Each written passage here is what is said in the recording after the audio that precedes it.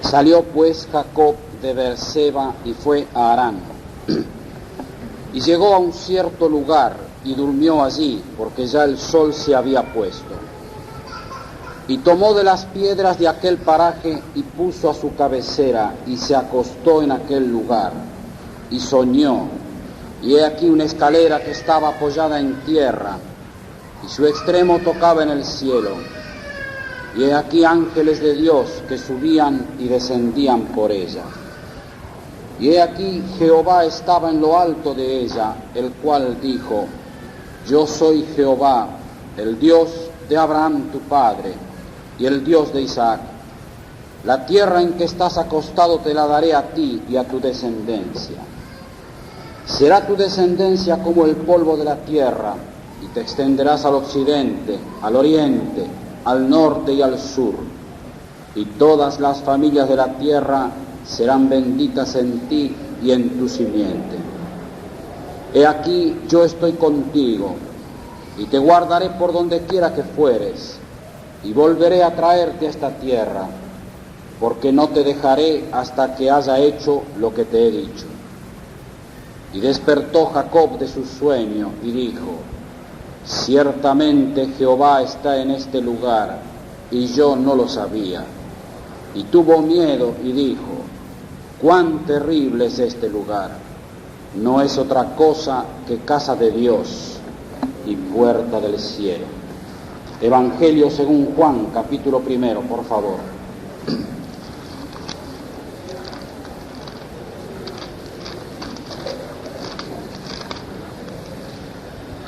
Evangelio según Juan, capítulo 1 y verso 47. 1:47. Cuando Jesús vio a Natanael que se le acercaba, dijo de él: He aquí un verdadero israelita en quien no hay engaño. Le dijo Natanael: ¿de dónde me conoces? Respondió Jesús y le dijo: antes que Felipe te llamara, cuando estabas debajo de la higuera te vi. Respondió Natanael y le dijo: Rabí, tú eres el Hijo de Dios, tú eres el Rey de Israel.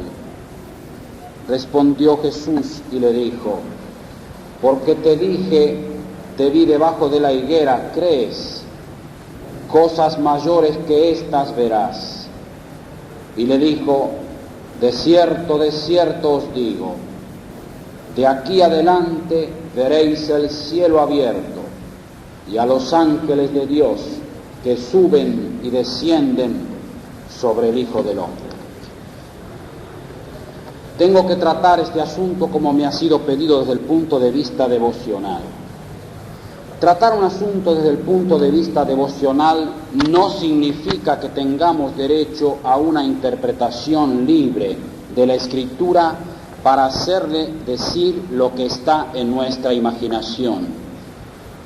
Todo lo contrario, es el estudio detallado del texto, es decir, la exégesis, lo que garantiza que nuestros corazones se orienten hacia Dios.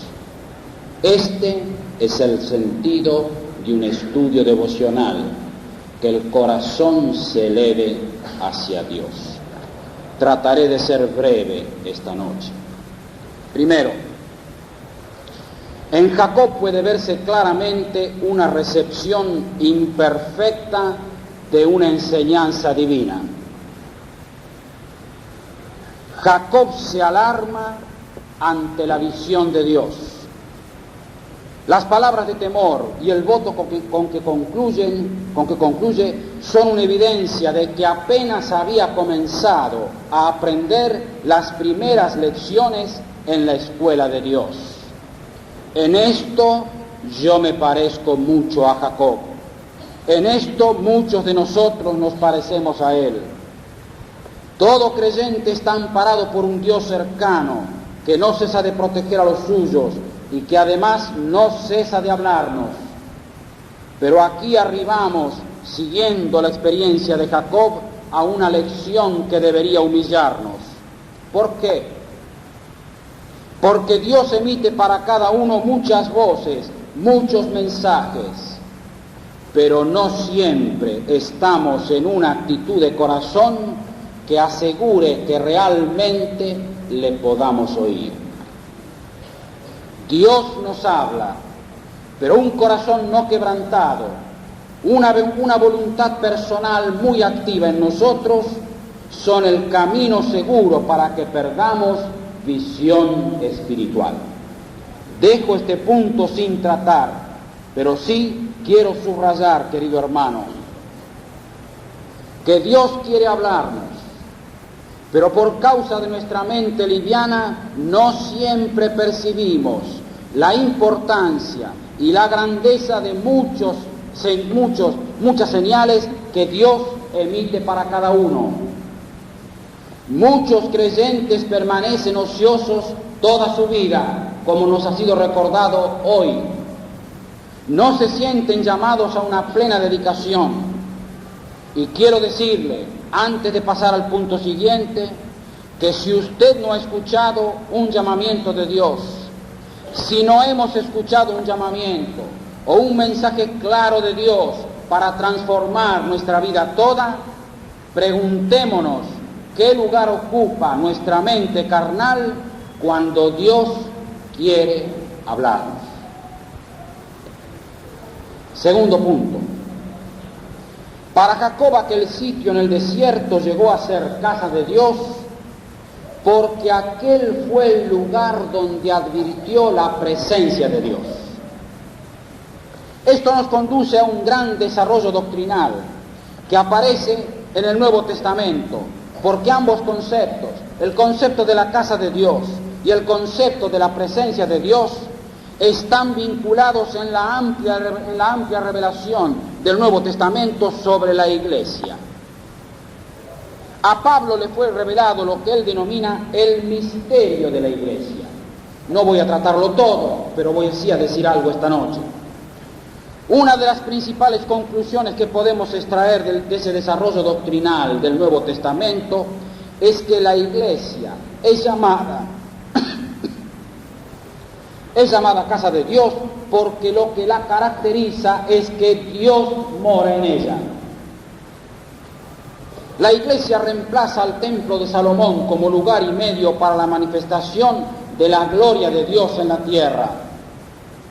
Por el uso de esta figura de casa de Dios, el énfasis reside en que los cristianos, individualmente y corporativamente como cuerpo, son habitados por Dios, el Espíritu Santo.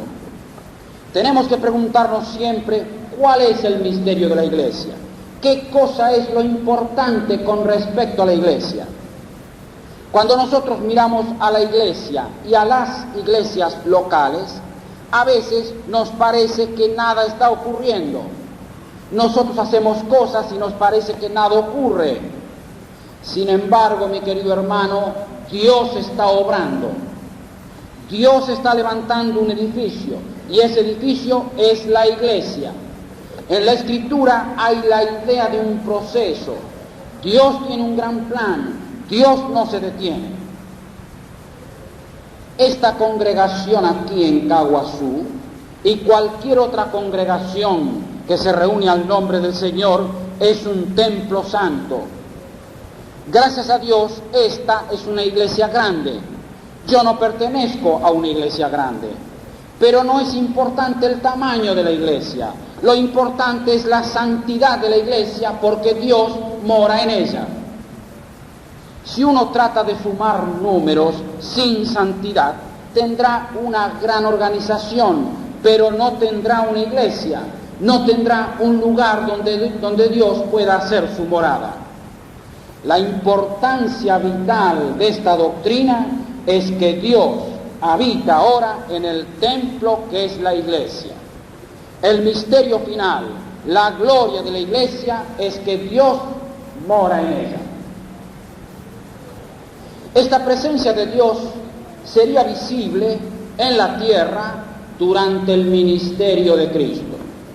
Esto es algo, entre otras cosas, que Dios le revela al patriarca Jacob cuando le habla de tu simiente. Y siento mucho que no podemos tratar algunas cosas en detalle esta noche. Esto es lo mismo que el Señor le dice a Natanael, allí en Juan capítulo 1. Jacob tuvo un vislumbre del cielo, pero a Natanael el Señor le hace una revelación aún más amplia. Tenemos que preguntarnos, si queremos entender la experiencia de Jacob, ¿qué significa la expresión del Señor a Natanael? Veréis los cielos abiertos y los ángeles de Dios que ascienden y descienden sobre el Hijo del Hombre. Los cielos abiertos son indudablemente una referencia a una comunicación libre entre Dios y el hombre. Esta cita que el Señor hace en su conversación con su siervo en Juan capítulo 1 viene de Génesis 28, de la visión de Jacob. Se han intentado diversas explicaciones, las voy a mencionar algunas ligeramente. Una de ellas consiste en decir que la expresión que usa el Señor se podría referir al hecho de que las oraciones de Cristo, nuestro mediador, ascenderían al Padre por medio de ángeles, para luego descender también por medio de ángeles. Esto es muy ingenioso, pero esta enseñanza no concuerda con la Escritura, con otros pasajes del Nuevo Testamento, porque el Señor tiene acceso directo al Padre. Otros autores señalan que se refiere a la segunda venida del Señor en gloria.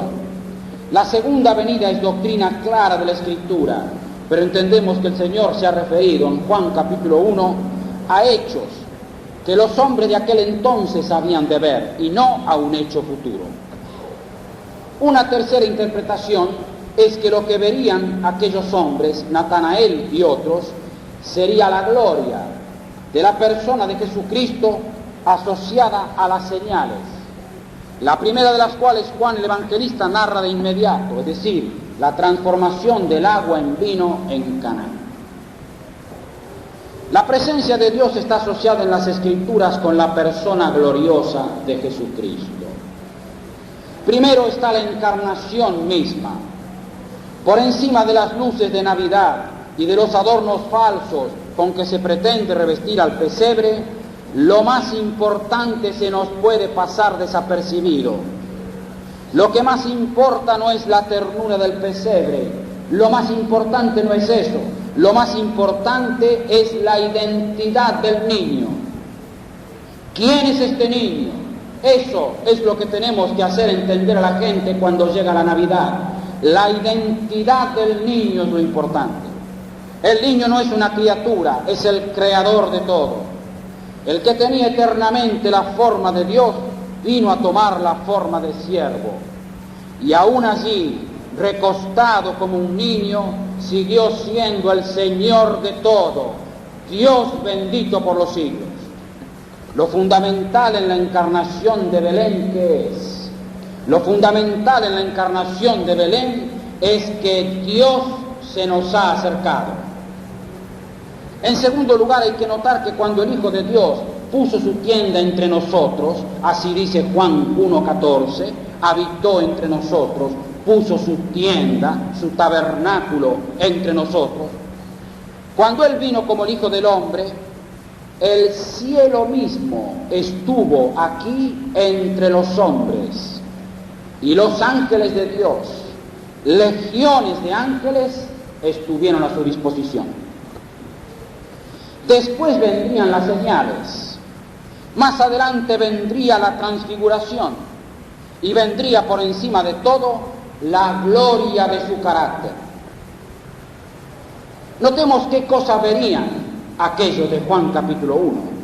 Verían los cielos abiertos y los ángeles de Dios ascendiendo y descendiendo sobre el Hijo del Hombre. Lo que ellos verían serían los cielos permanentemente abiertos para el Señor, porque verían en sus obras, en sus milagros, en sus palabras, que ninguna barrera impedía el acceso de este glorioso ser del Señor Jesucristo al cielo mismo. Esta sería una parte fundamental del cumplimiento del sueño de Jacob. Pero hay todavía otra interpretación de las palabras del Señor, la que por mi parte prefiero, que dice que la ocasión a la que el Señor apunta no es otra más que su crucifixión. El fundamento para este enfoque se encuentra principalmente en la abundante enseñanza que el Señor ha dado cuando Él se refiere a sí mismo como el Hijo del Hombre. Sería extenso darlo ahora y pido perdón por no hacerlo. Pero además hay fundamento para esto en las palabras del Señor de Juan 8. Cuando hayáis levantado al Hijo del Hombre, entonces conoceréis que yo soy, y que nada hago por mí mismo, sino según me enseñó el Padre. Y que nada hago por mí mismo, sino que, según me enseñó el Padre, así hablo. Y en otro lugar, en Juan 12, dice, y yo, si fuere levantado de la tierra, a todos atraeré a mí mismo. Y dice el escritor inspirado, y decía esto dando a entender de qué muerte había de morir. En los primeros 3 evangelios, de Mateo a Lucas, se distinguen los pasajes que hablan de los sufrimientos del Señor como Hijo del Hombre, de aquellos pasajes que se refieren a su venida en gloria, siempre refiriéndose a la expresión Hijo del Hombre.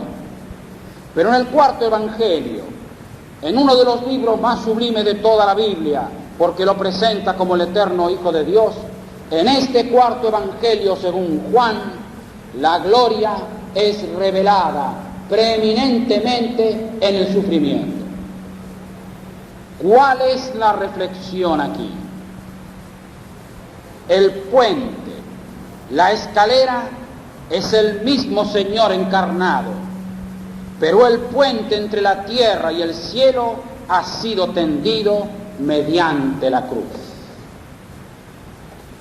Cristo da de sí mismo este concepto como el ser que tiene origen celestial y como el ser que es poseedor de esa gloria celeste, pero que alcanzaría su gloria como Salvador por medio de la cruz. La enseñanza es pues sorprendente, es la que da el mismo Señor. Consiste en que el sendero de la gloria para Él pasaría por el sufrimiento de la cruz. De esta manera, pasando por la cruz, el Señor es Él mismo el eslabón entre el cielo y la tierra. ¿Qué vería entonces Natanael y los que estaban con él? Aquellos que le acompañaron 3 años pudieron ver al Señor cumpliendo lo que había prometido. Aquella comunión viva de Jesucristo con el Padre, aquellas oraciones siempre tuvieron respuesta.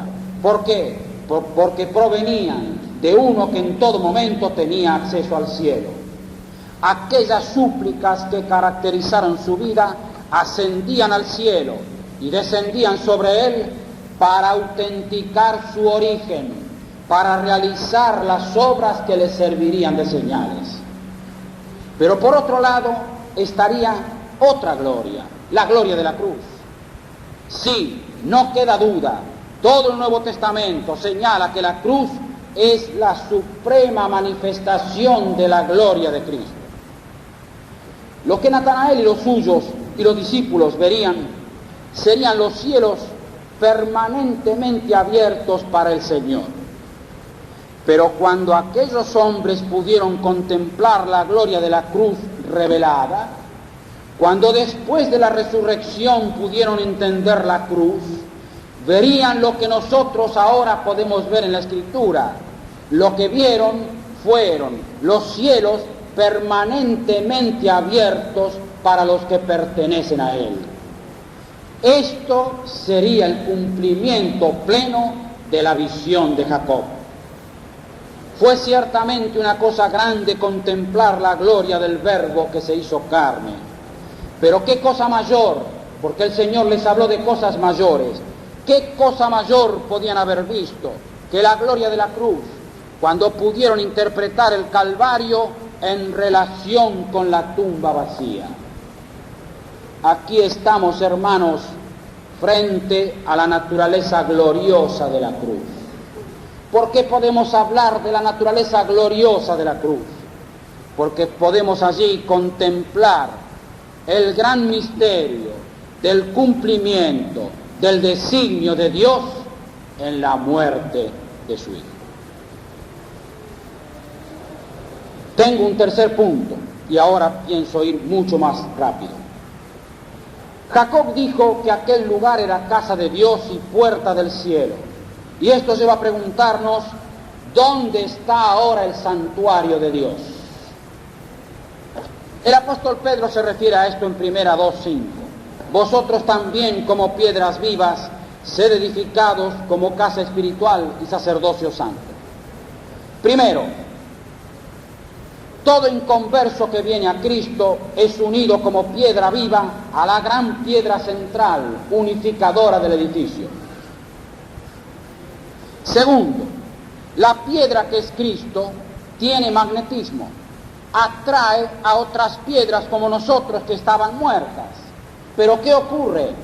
Al atraerlas, les transmite vida. Usted tiene y yo tengo una vida transmitida. Tercero, estas piedras, que ahora son piedras vivas, Dios las coloca junto a Cristo para edificar una casa espiritual. No lo pone a usted junto a mí y junto a otros hermanos solamente, sino que aquí está encerrado el concepto glorioso de que todos unidos al Señor y entre nosotros, todos juntos, con Él como piedra fundamental, constituimos el edificio. Cuarto, esto se hace para un sacerdocio santo. ¿Y qué quiere decir esto? El Señor comunica a los que confían en Él todo lo que Él es. Siento mucho tener que ir rápido, pero déjeme decirlo así. ¿Qué les comunica? ¿Qué le ha comunicado el Señor a usted y a todo hijo suyo, incluyéndome a mí, que soy el más indigno? Les confiere la potencia espiritual de su dignidad real, les confiere los privilegios de su sacerdocio ante Dios. Nos ha concedido el privilegio de un sacerdocio como reyes. Vosotros sois linaje escogido, real sacerdocio. El vocablo allí, real, no quiere decir verdadero, quiere decir de reyes, de la familia real. ¿Qué es el santuario de Dios? ¿Dónde está situado? Sed edificados, dice Pedro. Esto tiene el sentido de sois edificados o de déjense edificar, de manera que las piedras muertas comienzan a vivir. Pero no termina aquí la obra de gracia. Estas piedras son colocadas para constituir entre todas y junto con la gran piedra angular un templo, una casa no hecha de manos, una casa espiritual. ¿Cuál es la reflexión? La gran reflexión. La casa de Dios, el santuario de Dios, hoy es su propio pueblo.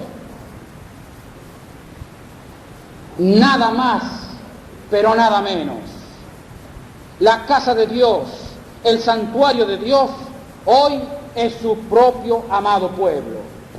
La presencia de Cristo reverenciada en medio de su pueblo. Esto es la casa de Dios y la puerta del cielo. Toda iglesia local, aún una en una casa, esta en Lanús, es una forma plena de la única, verdadera iglesia universal. No sería menos iglesia si estuviera limitada por el número.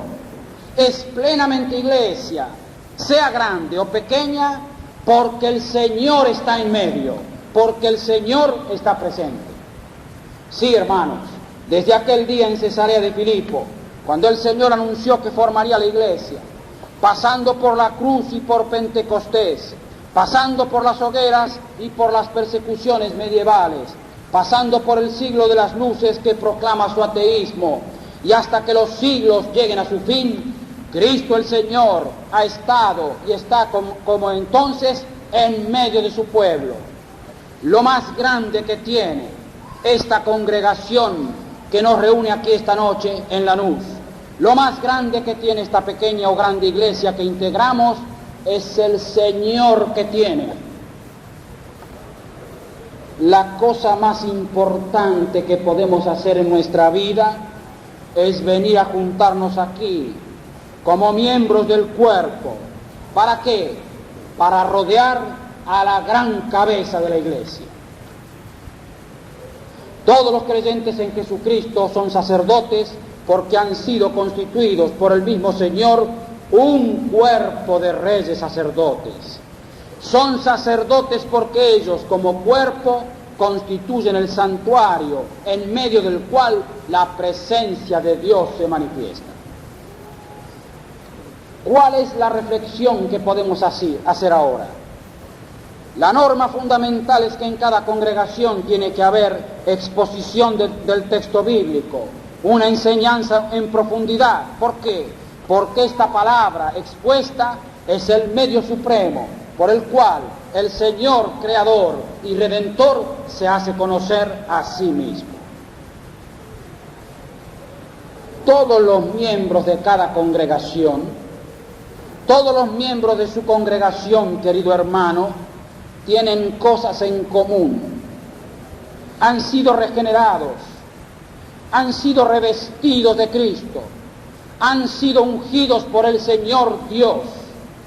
Todos ellos tienen sus cabezas coronadas, son reyes sacerdotes. Hemos aprendido, queridos hermanos, usted ha aprendido, yo he aprendido a mirar a los creyentes así. Mañana en la cena del Señor, cuando usted esté sentado, recuerde que está rodeado de reyes, reyes sacerdotes, tienen todos sus cabezas coronadas. Así los ve la Sagrada Escritura. ¿Se ven ellos así? ¿De qué depende, querido hermano? De que en su congregación y en la mía los creyentes se vean así, como deberíamos vernos siempre, ungidos, revestidos, regenerados, con cabezas coronadas, con aquella dignidad de ser reyes y sacerdotes. ¿De qué depende? Que se vean así, querido hermano. Es la tarea del ministerio de la palabra que usted tiene que desarrollar para ellos. Hay una lección que proviene del tabernáculo que ilustra sobre el sentido de la revelación de Dios. Déjeme decirlo brevemente. En Éxodo 25 leemos: y allí me declararé a ti y hablaré contigo sobre el propiciatorio, de entre los dos querubines que están sobre el arca del testimonio, todo lo que yo te mandare para los hijos de Israel. El propiciatorio, en el lugar santísimo, era el lugar de la revelación de Dios. No era solamente el lugar de los sacrificios, donde se derramaba la sangre del sacrificio hecho en el altar. Era el lugar de la revelación de Dios. Era un lugar de aceptación, pero era también un lugar de revelación de Dios como el Señor soberano. Era el lugar de revelación de Dios como el Señor soberano. Quiero preguntarle, querido hermano, como ya ha hecho esta noche nuestro querido hermano don Carlos, cuando exhortaba a todos a participar activamente en la iglesia, quiero preguntarle, en consonancia con la propia exhortación de don Carlos, ¿hemos adoptado la actitud de ponernos a la disposición de Dios? Cuando Dios habla, Dios es Señor soberano. ¿Lo tiene claro, querido hermano? ¿Lo tengo claro yo? Cuarto y último punto.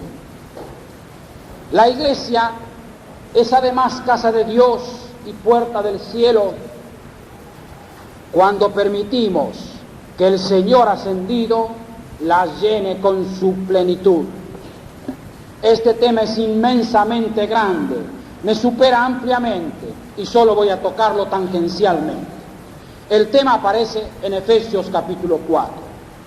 El significado de todo ese capítulo es este: que hay un punto bendito de avance espiritual que se pone delante de la iglesia y que se pone delante de usted como creyente. Es aquel verso grande, 4:13, hasta que todos lleguemos a la unidad de la fe y del conocimiento del Hijo de Dios, a un varón perfecto, a la medida de la estatura de la plenitud de Cristo. A mi juicio, a mi humilde manera de ver, uno de los textos más grandes de toda la Biblia. ¿Cuál es la reflexión? Una sola que quiero traer esta noche de ese inmenso capítulo 4 de Efesios. Todo creyente está llamado a recibir la plenitud de Cristo. Usted, mi querido hermano, usted, hermana, usted está llamado a recibir la plenitud de Cristo. Todo el cuerpo recibe su crecimiento según la actividad propia de cada miembro.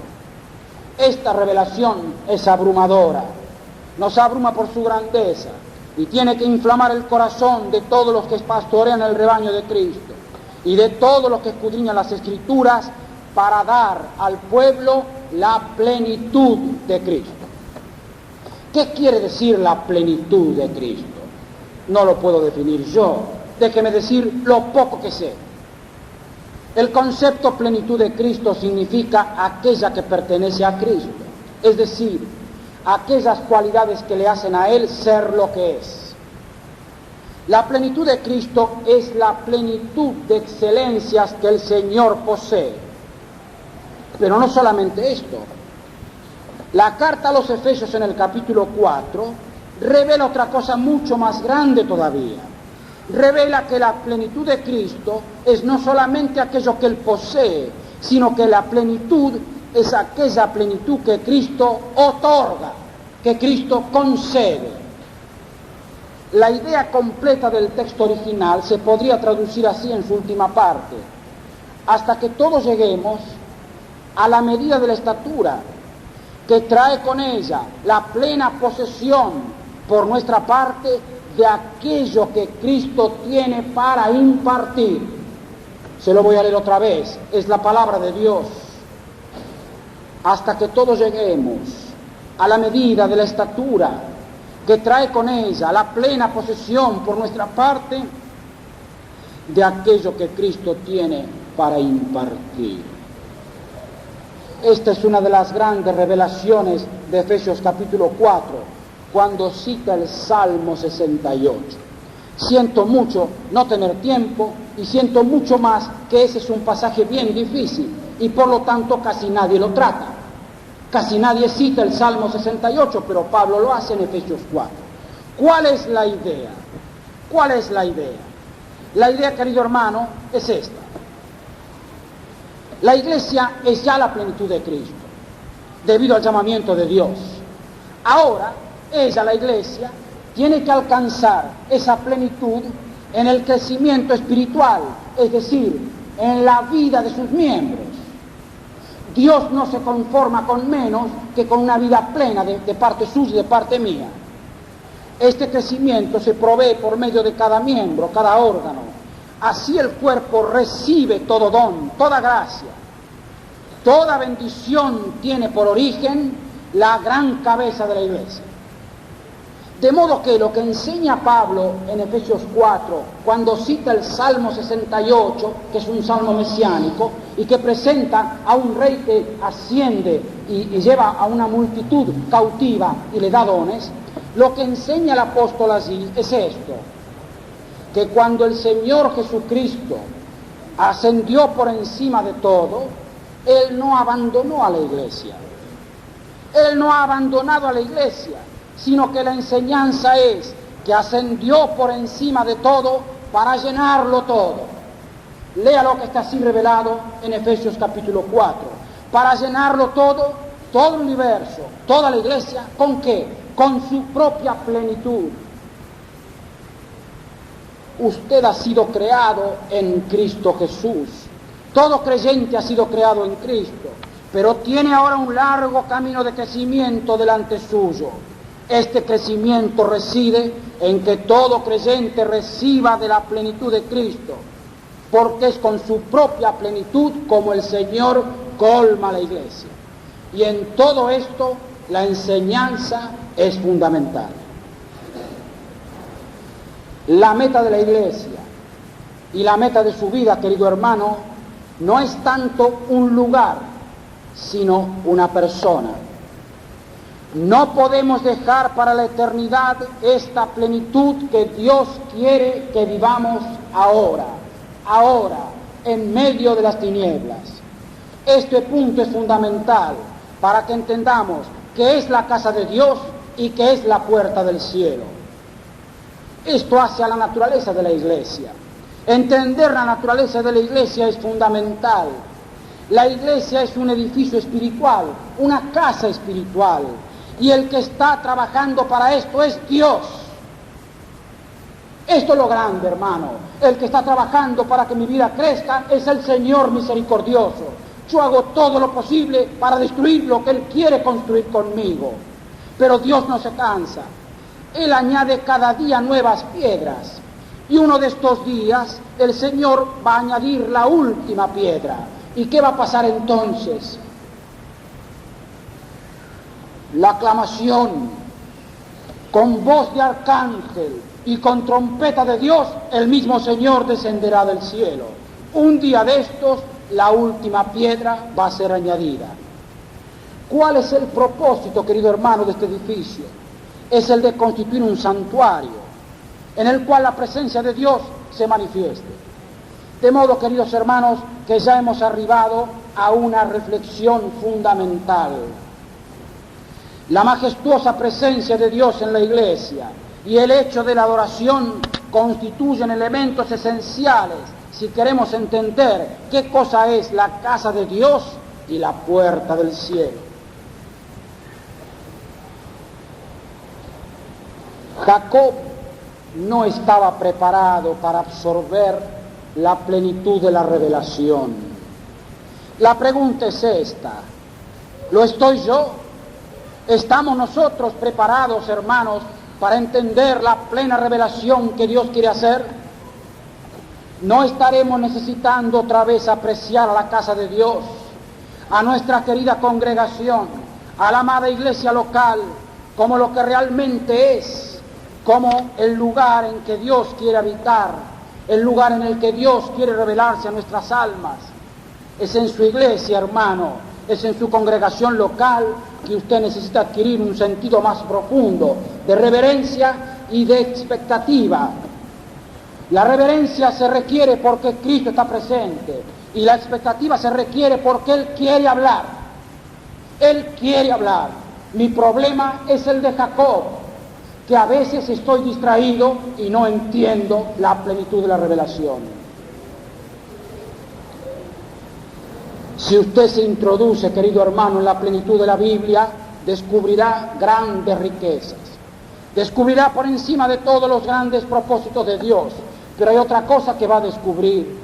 Usted también irá descubriendo en el estudio sistemático de la Sagrada Escritura que Dios le quiere mostrar, como quiso aquel día en el campo, cómo usted está incluido en ese propósito. Lo que Dios quiere mostrarle no es solamente sus grandes propósitos, los de Él. Dios quiere mostrarle cómo usted está metido en ellos. Está claro, hermano, está claro, hermana, que cada uno anhele captar, junto a sus hermanos de su congregación, el pleno significado de la casa de Dios y puerta del cielo. Nuestro hermano don Carmelo citó hoy el pasaje de Hebreos 12. Lo tenía escrito aquí y me alegro que lo haya citado. Cuando él dice de aquella gran nube de testigos. Y tengo anotado aquí un pensamiento que además citó también don Carlos hoy. El pensamiento que quiero dar es este: deje de ser un espectador.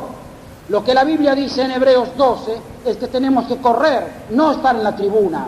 Deje de ser un espectador, una visita o un crítico de su congregación. Baje de la tribuna. Baje de la tribuna. Su lugar no está en la tribuna para criticar a los que corren. Su lugar está con los que están corriendo y con los que se caen.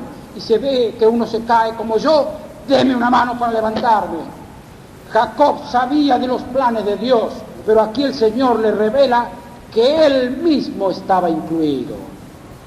Deje de ser un espectador, querido hermano. La palabra le está revelando que por gracia usted está incluido en los planes de Dios. Por gracia yo también lo estoy. Deje de ser un espectador. Busque, indague en el ministerio de la palabra qué lugar usted ocupa en la mente de Dios, qué lugar usted ocupa en el corazón de Dios.